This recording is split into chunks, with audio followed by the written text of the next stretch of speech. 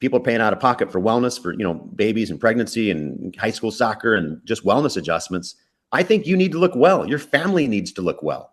And I think you should exploit that because it's a proof that this philosophy works. Welcome to the Table Talk podcast, where we get real, meeting with industry professionals and experts in the chiropractic world, talking about the newest and latest, how to scale your practice, the struggles that we all face in practice, and how you can take your practice to the next level.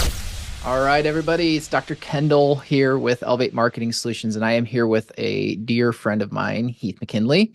Dr. Heath, thanks for coming on. It's a pleasure. Thanks for having me, Kendall.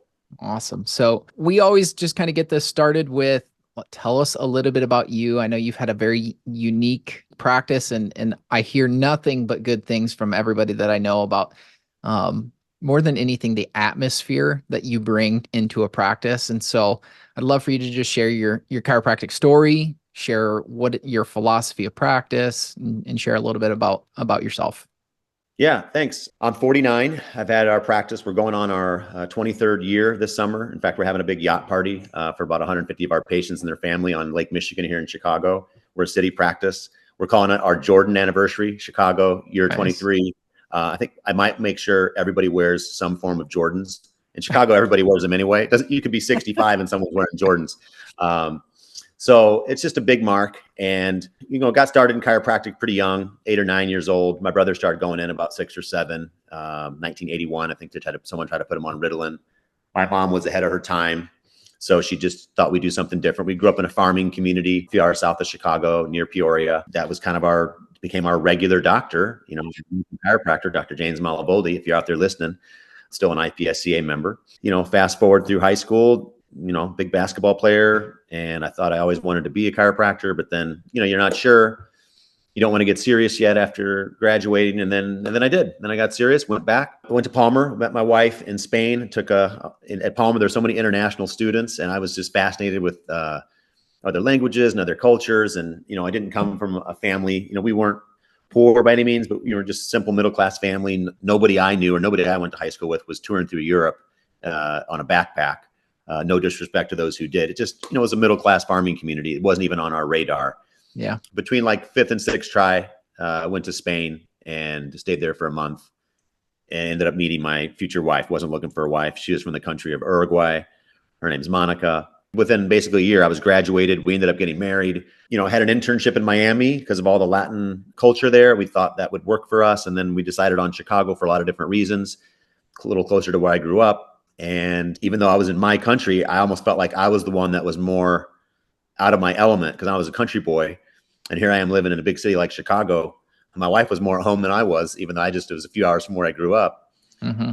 And so we started the practice, and I really didn't know what the heck I was doing. I was more of a, Gonstead only practitioner back then, and, did okay, but, kind of struggled maybe more than I would have liked to if I'd have had a little more connection or groups or mentors that I eventually found, but I would have liked to have found them sooner. So one of the things that I'm trying to do now, 23 years in, and couldn't be more grateful for this profession and what it's done, not only financially, but just for my family and our health and our community and how it's helped us raise our kids. And, I just want to give back, it's just, I feel like I only started 5 years ago, but it's somehow been 23. And I, had so many great mentors and friends and colleagues and, accountability group partners, which I still have. It'll probably never end. It's just constant, never ending improvement. So I had kind of a vision just before COVID that I would do something like this, host a seminar here in Chicago. I think there's a lot to be said for these more intimate settings, groups of, 50 or 60 people, maybe, when it gets to be over 200, while it's a great event, I've been to many Cal Jams, shout out to Billy D. Those were amazing, whether it was, Master Circle back in the day or, Marks in Connection, as a part of the UAC club, Patrick Gentempo. There's so many just great groups. But some of these, currently I've been to the Remarkable Practice a few times. I'm always taking my staff to something, Parker seminars. But these more intimate settings, you get a little more like role play, connection. And I think you need a little bit of both, the big stuff and the smaller, more intimate stuff. People learn in different settings. But when it's live, I just don't think there's anything better. You can only do so much online, and it's great. We got to take advantage of it. Look what we're doing right now. But the live stuff is neat to start real connections. That 2018 vision, I was just, doodling one day and Zen, just because a lot of my friends or old coaches or colleagues would just kind of call me Zen. I wasn't like I was studying Zen philosophy every day. I just felt like people just said, oh, you have a very Zen nature about you. And I'm big on my philosophy and our innate intelligence. And I felt like that would resonate with those who needed to hear it. A lot of people use the word family in their name, something family practice, but yet their staff averages a year before they quit. Or, if they have associates, they're not really happy with how much they make or how much time off they get. And, while I'm not saying they're friends or anyone was evil, just when they move on and talk about their experience at their old office, it's always maybe not great.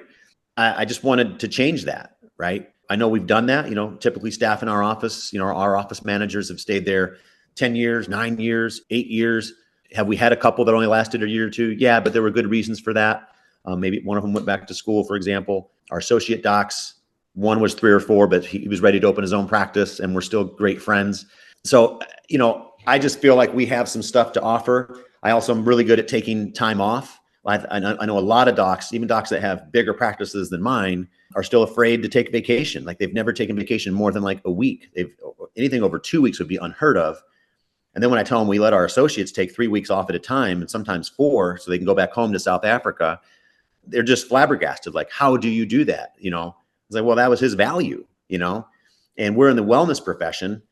If you're not giving your staff at least 2 or 3 weeks vacation a year or more, the longer they've been there, I don't think that's really well. When someone can see on their mental mind's eye, like, hey, in the next 6 weeks, I got a 3-day weekend or a week off, or one of my big ones that's 2 weeks or more, they're just going to be more present time conscious and give better adjustments. It's going to help. People are going to leave better Google reviews. It's sort of the big idea, right?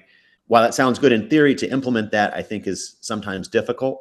Yeah. And so that's one of the things I want to share. If every doc was doing that for their associates, then associates would have a much better outlook on our profession. And I think the associate game in chiropractic isn't looked at as a positive one right now. I just don't think it is. It should be better. I don't think maybe it's as bad as it used to be, but it could be a lot better. And maybe people don't have a lot of mentors teaching that, which is why we're in.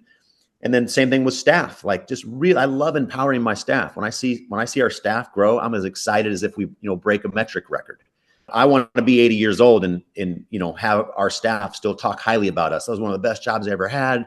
The doctor helped us so much. He took us to these interesting places and we grew and we read books, and they end up raising their family. Maybe half of them become chiropractors themselves, their kids or their grandkids. I mean, it just goes on and on. For me, there were a lot of mentors that I had that all of them kind of taught me something, but there were very few people where I really liked how much time off they took, how much they made, how much they paid their staff, how their own physical health was. That's another real big one right now. I mean, I'm really big into my own, mental, physical fitness. Like I said, we owe that to our profession, and a lot of the general public is moving to that right now. The average Joe is looking to get a 6-pack, work out, take the right amount of food, eat paleo. 20 years ago, that was a rare group of people. Right now, that's everywhere. So if you're not representing that, it's different. If you're just a PI clinic and helping people with whiplash, well, maybe you don't need to do that. But if you're running a wellness practice, we're primarily cash, 93% anyway. People are paying out of pocket for wellness for babies and pregnancy and high school soccer and just wellness adjustments. I think you need to look well. Your family needs to look well.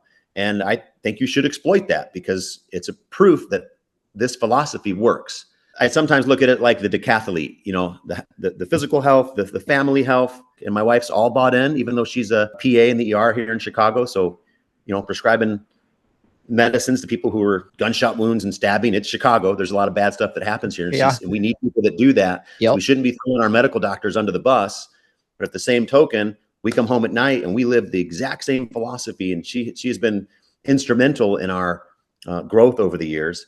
And then just, the good Lord has sent us amazing staff members. Most of them speak Spanish just because we do, serve a lot of the Latino population in Chicago here. And most of those people speak English too. It's just kind of cool when they come in and they see a doctor that has a last name McKinley and, sounds Irish or Scottish. And then we're speaking Spanish when we get in there. Yeah. So it just kind of builds that bond. That's another thing I would like more people to understand for that Latino community. You do not have to be fluent to You're just trying, right? Just learn a few words, where does it hurt? Donde duele? It's just the fact that you're trying. No one will look at you as an idiot. They'll just think it's They laugh great at you. They laugh at you every now and again. Just try. Yeah. Have some humility. And, and in Chicago, we got people that come in that speak Turkish, Russian. We don't know what they're saying sometimes. Chiropractic works. That's all that they know. And then once it does, they're going to tell their friends. Lastly, at the event coming up in the Zen 8 conference in June, we're going to have that CA breakout session. I have spent so much time these last 5 to 6 years since we've been using, text appointments in our office. So they can call, they can email, they can text. You have to have access to all of those because people will use all three. Yep. But you need to train on all of those as well. And what you say and how you say it is critical. And I know people do not train, if at all, very much. And a lot of the staff is better than the doctor as it is. So the doctor doesn't even know what to say to make them better. That's not the case in our office. Like, I've trained everybody up so well that we're all on the same level. And I'm always kind of keeping an eye on them and keeping them on their toes. And so we'll have a lot of role playing at that event to improve that. I want to double tap on that. Please. I tell every one of our clients that your phone is your most valuable asset, and that it is one of the most important tools in your entire office, other than, these things. Right. And I'm curious if you can, dive into your philosophy, your thought process, your training process on that. Number one, I think in this world where AI is starting to come in, and I'm not against AI, we don't use a lot of it yet in our office because I'm still a big fan of old school. Like, people want to hear your voice. If someone's new and they're being trained, then it's going to be a little bit harder to be more natural. But let's just say, assuming someone's been there 90 days, their real personality is coming out. I want to hear your natural voice on the phone. So number one, I'm big on, I'll let our staff members know at what point I think they sound like they picked up the phone at home. And then also, to never have a dull, awkward moment. You're always in charge of the conversation. You should be asking the questions. You can still be friendly, but you can't have pauses. Simply, like, even people who are just calling around asking for prices, or maybe they emailed that in or texted that in. People have different philosophies on that. I don't really like talking about the price right off the bat, but sometimes if that's their only question, you have to answer it. But then you could also, for example, answer right back.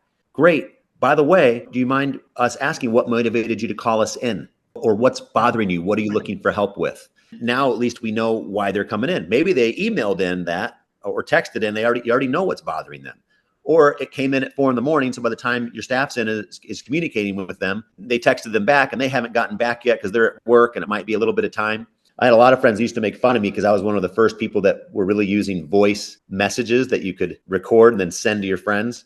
Mm-hmm. People were making fun of me like I was an old person. I'm like, I don't know if old people do that. I don't think anyone was doing it, quite honestly. So at the end of the night, if there's been a few leads that we already know what's bothering them, but we just haven't scheduled them yet, I'll just leave a message. It would sound something like this. Let's say they had a message that said, a 35-year-old trying to do triathlons, feel like I tweak myself. My arm's a little numb. Need to get some help so I can train for this triathlon. So I might say, hey, John, Dr. McKinley here. My staff gave me your name and phone number. Looks like you are training for some triathlons. I actually do off-road triathlons myself. Typically, for the types of issues that you talked about when you come in our office, it would probably take a good 30, 35 minutes, maybe 40 to go through an initial assessment. Probably want to run x-rays on something like that. I would know for sure when you come in. More importantly, we might want to run what's called an EMG test to look at your muscle contracture. That way, when you're out of pain, we know if it's safe to start going back and pushing, when you should add certain stretches or exercises. Hey, if you had any clinical questions before you do come in, this is my personal line here at the office. Feel free to leave a text or a voicemail. I'll get back to you tomorrow. If it's just scheduling, the line that already texted in to schedule you, that's the best way to schedule. Anyway, looking forward to helping you. If you have any questions, let me know. We'll see you soon. Boom. Usually takes under a minute. Number one, I already know no other doctor's doing that. Yep. Number two, I forget who said it. Someone told me a long time ago, they don't need to know what you know. They just need to know that you know. So that might be a little harder for a doc who's 1 or 2 years into practice because they still don't maybe have that certainty yet. But when they hear that number one, you called, no one else did that because they probably called 4 or 5 places. They already called you because they liked something about your online presence, which is another thing. I mean, you should be just dominating your colleagues on Google reviews, not just 5-star reviews that says they're great. Like, people are writing paragraphs like you saved their life. Yep. So when they get that, they've already done their own research. They emailed you. Your staff sounded amazing. You had good follow-up. If they haven't scheduled already, then the doctor leaves them a little personal message. By the way, very few people actually text me back and ask me more clinical questions, but they're happy that I already opened my door to them. Like, wow, who's got the time to call? Most doctors don't have time for that. If everybody did call back, maybe I wouldn't have time, but they generally don't. They just heard my voice, and now I got another edge off of everybody else. Then they'll usually schedule after that. And when they come in, I'll remember their name, and they're like, "Oh, I got your voice message. Thanks so much. That was great." I feel like the day one's already half over when we're face to face. Just doing things that come natural to you to make it seem like you're a human being, which is the opposite of AI. I'm not against technology. Just being a real human being, I think, becomes more important. And could there be anything more important in a true family practice than just being you? Very well put. And I think that was just absolute gems that you just dropped as far as something that somebody could take away from this and start utilizing in their practice like now. I'm excited to be at this event in June with you.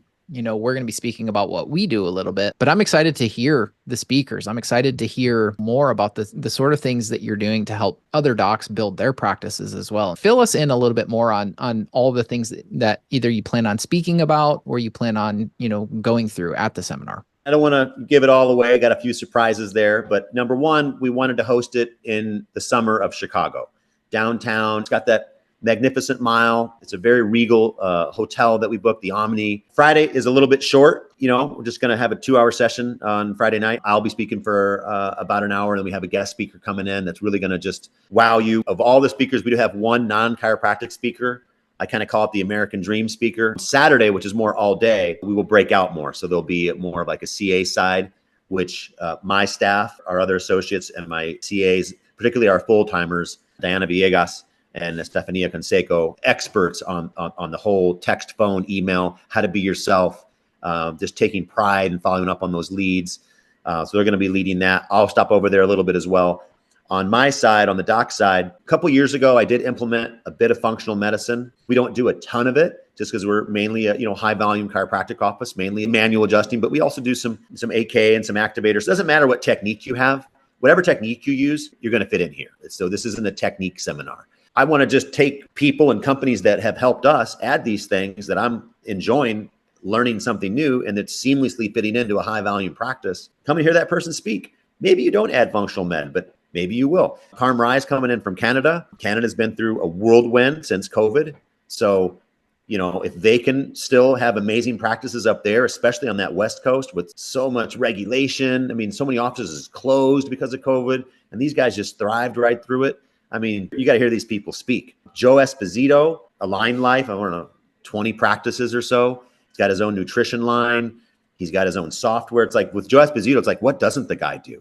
And I've known him for so many years, early mentor. I think he's going to speak right after lunch on Saturday. Yeah. We also gave a very long lunch break, and we're ending it around 5 on Saturday because I wanted you to be able to enjoy Chicago. The Sunday afterwards, for any soccer fans out there, Lionel Messi and Argentina are playing Ecuador at Soldier Field, which is a 10-minute walk from the hotel. Most popular soccer player in the world, World Cup champion. So there's a million things you could do. Boat cruises, the architecture tour in Chicago is phenomenal, just walking around. I would suggest just not trying to rush out on Saturday. Stick around, meet some new friends, go out to dinner, do something fun on Sunday, and then, come back into the practice on Monday with a few gems, and you'll be ready to go. I'm not looking for just a rah-rah experience where people get excited and everything's the same on Monday. I know everyone will come away with 1 or 2 tools that, if consistently implemented, will show growth, and they'll be using that tool month after month. And we'll also have an ability to stay connected, for people that want to have the opportunity to have my staff check in on them, to maybe audit their website. We'll have some different levels of not necessarily coaching, but kind of an auditing process to help them. I'm also going to give away a ton of free content that normally we would, charge for the rest of the summer. So anyone who's actually there, we're just going to give them free access to that all summer long. Videos that we've recorded, access to a couple WhatsApp chat groups with my staff and myself, and an ability to stay connected after the event. And then after the summer, come September, October, if people want to continue with that, certainly there'll be, a fee involved for that just because of the time and effort it takes from my team. For sure. But even if they didn't do that, being there live, just the 2 days live, you're going to get something out of it. But it's nice to walk away with some other free things that you can continue to access. Yeah. Doc, I think as we wrap this up, give us the details on the event, how they can get connected, and what's the best way for them to get registered. www.zenatte.com, zenatte.com. You'll see the registration page with all the speakers and the times. It's June 7th and 8th weekend. So Friday the 7th, I think we start at 6 or 6:30. That's 2 hours. And then Saturdays all day. When you register, it includes a doc and a staff member. If you want to add an extra CA, there's an additional link to that. I think if you look on there, there's still some like early bird discounts. I forget what day some of those turn off, but just if you're hearing this, go check it. And if you had any questions,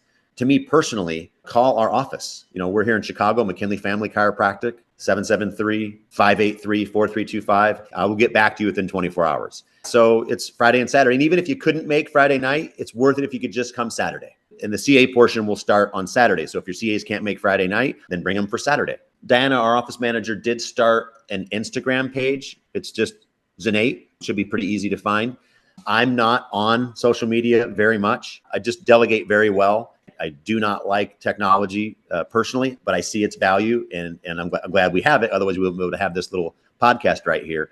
But she's put a lot of effort into making that look sharp. So when you see those little gems that we're posting, feel free to share those with people. Even if they can't make the event, just share that. Direct message us if you have a question about something. We'd love to get back to you and help you. So look for your flights or try to figure out how you're going to finagle your kids' schedule.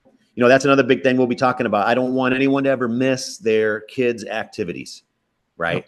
And once in a while, you got to pick and choose your battles. I'm not saying you'll never miss one, but especially the big stuff, the big annual dance recital, the sectional championship, the final, and your staff should be cheering for you when you can't make it in that day. And you should feel excited that they might do the same or better when you're gone. Not always feel like practice is going to be down when I get back, which makes me not want to miss. That we've got to change that philosophy. That just doesn't seem very well. That's a thought trauma and toxin right there, isn't it? Amen. So figure your stuff out, get to the event, let us share that with you. And so, we're really changing our profession, helping docs who've been in practice 10 or 20 years continue to stay motivated and growing rather than flat. Or the newer docs, I want to shave off those 4 or 5 years of struggle growth, that I would call it. Everyone's going to have, I think, a year of that, 2. It shouldn't be 5 or 6 years of struggle. And I did, in 23 years looking back, I would have given anything to not go through that. I know it helped me, and I don't want to change my life experience, but if I can make someone else's easier, that's why we're doing this. Well, Doc, thanks for being on, and we'll post the link in the comment section to the website. Thank you so much. No, thank you. If you enjoyed this episode of Table Talk, a chiropractic podcast, make sure that you subscribe and check out the links below to our free Facebook group with chiropractic marketing secrets, our free resource guides, and the links to all of the guests that we have here on the show and ways to be able to connect with them. Thanks and God bless.